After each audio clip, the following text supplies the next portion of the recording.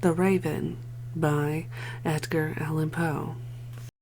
Once upon a midnight dreary, while I pondered, weak and weary, over many a quaint and curious volume of forgotten lore, while I nodded, nearly napping, suddenly there came a tapping, as of someone gently rapping at my chamber door. "'Tis some visitor," I muttered, tapping at my chamber door. Only this and nothing more. Distinctly I remember it was in bleak December, and each separate dying ember wrought its ghost upon the floor. Eagerly I wished the morrow, vainly I sought to borrow from my books surcease of sorrow, sorrow for the lost Lenore, for the rare and radiant maiden whom the angels name Lenore, nameless here, forevermore. And the silken, sad, uncertain rustling of each purple curtain thrilled me, filled me with fantastic terrors never felt before. So that now, to still the beating of my heart, I stood repeating, "'Tis some visitor entreating entrance at my chamber door. Some late visitor entreating entrance at my chamber door. This is it, and nothing more." Presently my soul grew stronger, hesitating then no longer. "Sir," said I, "or madam, truly your forgiveness I implore, but the fact is I was napping, and so gently you came rapping, and so faintly you came tapping at my chamber door, so that I scarce was sure I heard you. Here I opened the wide door, darkness there, and nothing more.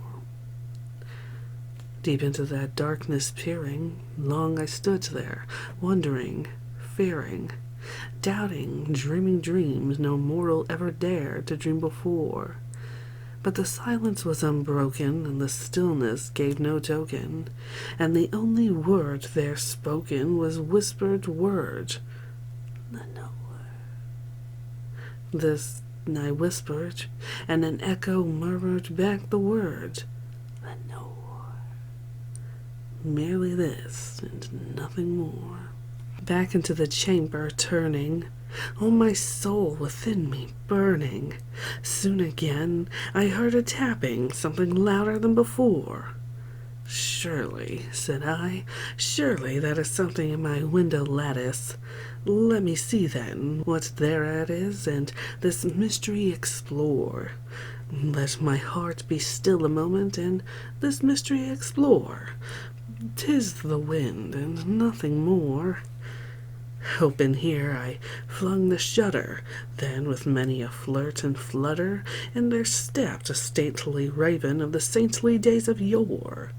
Not the least obeisance made he, not a minute stopped or stayed he, but with mine of lord or lady perched above my chamber door, perched upon a bust of Pallas just above my chamber door, perched and sat, and nothing more. Then this ebony bird, beguiling my sad fancy into smiling, by the grave and stern decorum of the countenance it wore, "Though thy crest be shorn and shaven now," I said, "art sure no craven, ghastly grim and ancient raven, wand from the nightly shore. Tell me what thy lordly name is on the night's Plutonian shore." Quoth the raven, "Nevermore."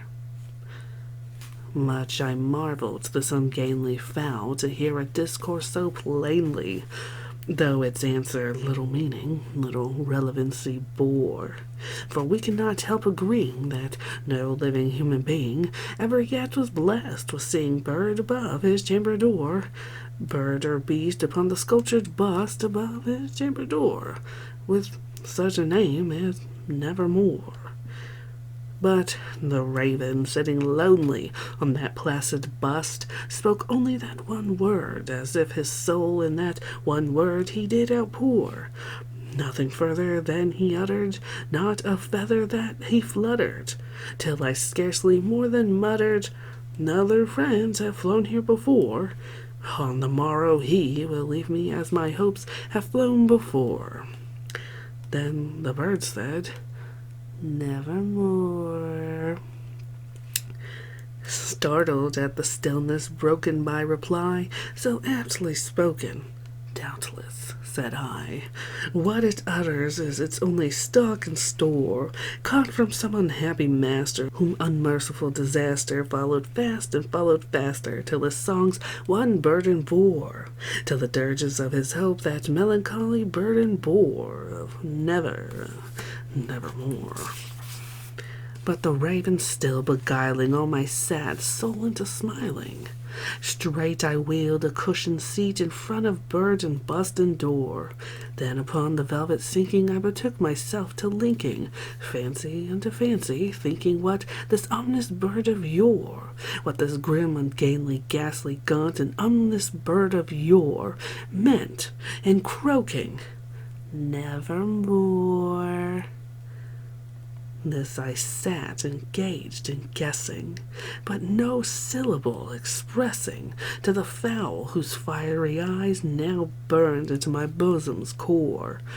This and more I sat divining, with my head at ease reclining on the cushion's velvet lining, with that the lamplight gloated o'er, but whose velvet lining with the lamplight gloating o'er, she shall pass, nevermore. Then, methought, the air grew denser, perfumed from an unseen censer, swung by seraphim whose footfalls tinked on the tufted floor. "Wretch," I cried, "thy God hath lent thee, by these angels he hath sent thee respite and nepenthe from thy memories of Lenore. Quaff, oh quaff this nepenthe, and forget this lost Lenore." Quoth the raven, "Nevermore." "Prophet," said I, "thing of evil, prophet still of bird or devil, whether tempter sent or whether tempest tossed thee here ashore, desolate yet all undaunted, on this desert land enchanted, on this home by horror haunted, tell me, truly I implore, is there balm in Gilead? Tell me, I implore." Quoth the raven, "Nevermore." "Prophet," said I, "thing of evil, prophet still of bird or devil, by that heaven that bends above us, by that God we both adore, tell this soul with sorrow laden if, within the distant Aidenn, it shall clasp a sainted maiden whom the angels name Lenore. Clasp a rare and radiant maiden whom the angels name Lenore." Quoth the raven, "Nevermore." "Be that word our sign of parting, bird or fiend," I shrieked, upstarting. "Get thee back into the tempest and the night's Plutonian shore. Leave no black plume as a token of that lie thy soul hath spoken. Leave my loneliness unbroken. Quit the bust above my door. Take thy beak from out my heart, and take thy form from off my door."